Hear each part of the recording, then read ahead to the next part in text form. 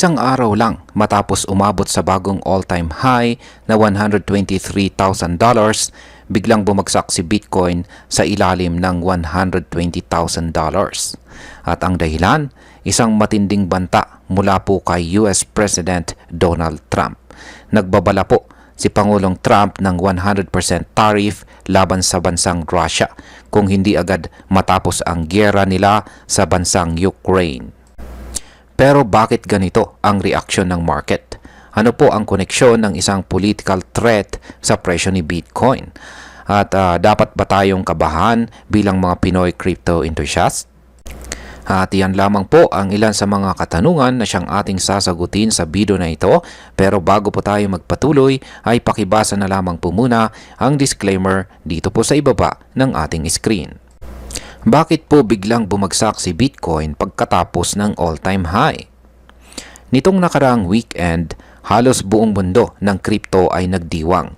Umangat po si Bitcoin at umabot sa kanyang bagong pinakamataas na presyo na $123,091. Isa po itong milestone para sa lahat ng hodlers at traders. Pero hindi nagtagal. Bumaba agad si Bitcoin papuntang $120,124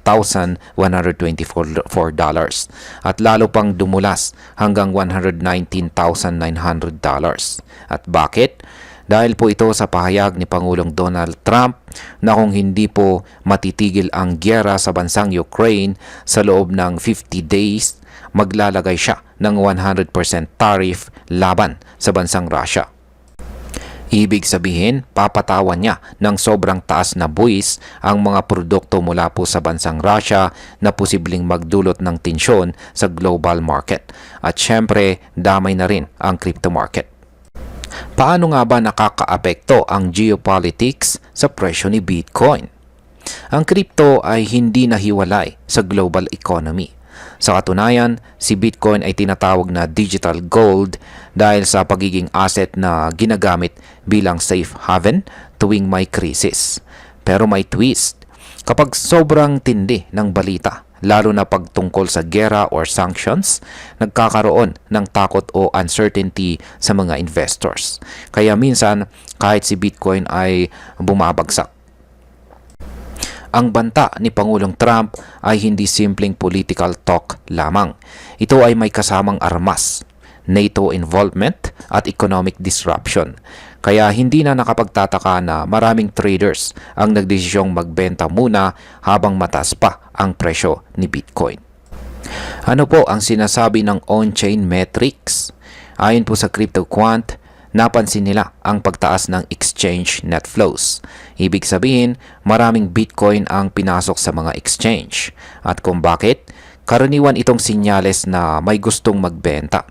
Kapag ganito po ang galaw, madalas ito ay tinatawag na profit taking.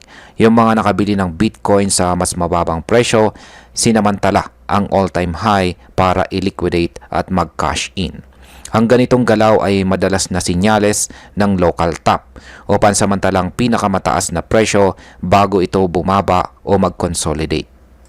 Ano naman po ang sinasabi ng sentiment indicators? Umabot na po sa 70 ang Crypto Fear and Greed Index. Ibig sabihin nasa greed zone na tayo. Kapag mataas po ang greed, maraming nagiging sobrang bullish pero nagiging prone din sa biglaang pagbagsak. Dahil nga sa sobrang excitement, maraming investors ang pwedeng biglang mag-panic sell kapag may bad news, gaya ng nangyari ngayon. So habang ang 70 sa greed index ay mukhang good news, kailangan pa rin nating mag-ingat dahil pwede itong maging trigger ng correction. Ano naman po ang galaw sa derivatives market? Hindi lang spot market ang gumalaw, pati futures market. Ayon po sa CoinGlass, tumaas ang open interest ng Bitcoin futures ng 3.87%. Umabot po ito sa $87.95 billion. Ang trading volume ay literal na sumabog ng 146.88% ang kanyang itinaas. Umabot po sa $152 billion.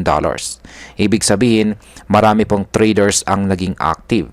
Pero hindi ibig sabihin nito ay long-term rally na agad. Maaaring ito ay dahil sa speculation lamang, lalo na sa gitna ng political news.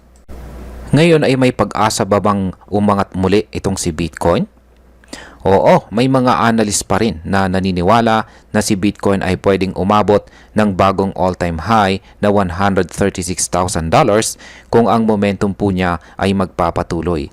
Pero malaking depende ito sa kung anong mangyayari sa mga susunod na araw, lalo na kung may development sa crypto regulations sa US o kung may mga bagong balita mula sa conflict ng Russia at saka Ukraine.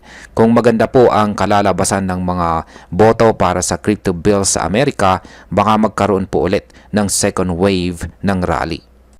Dapat po nating tandaan na kahit malayo tayo sa Amerika o Russia, ang galaw po ng presyo ni Bitcoin ay may direktang epekto sa ating mga trades. Kung trader ka, importante na bantayan mo hindi lang ang charts, kundi pati na rin ang geopolitical news. Isang balita lang galing sa White House pwedeng magpabagsak ng presyo. Kung investor ka naman na long-term holder, ito ay paalala na ang crypto ay volatile pa rin. Huwag kang basta-basta mag-FOMO kapag mataas ang presyo. Maganda po na magda-diversify tayo at hindi lahat ng ating pondo ay nasa isang coin lamang. Bilang panghuli, ang masasabi ko naman tungkol dito ay ang sitwasyong ito ay isang malinaw na paalala sa ating lahat. Hindi lang technical analysis ang dapat nating pagbasihan. Kailangan nating maging updated sa global news dahil ito ay may domino effect sa crypto. Si Pangulong Trump ay isa po sa mga political figures na may kakayahang mag-trigger ng panic at saka excitement sa market. Kaya kung ikaw ay isang seryosong crypto investor, dapat ay marunong kang magbasa ng context, hindi lang ng chart, kundi pati mga headlines. At sa uli, ang pagiging educated at maingat ang siyang pinakamagandang investment strategy. At ayan, hanggang dito na lamang po tayo sa video na ito mga ka-crypto. Marami pong salamat sa panonood. Ingat po tayo lagi at God bless po sa ating lahat.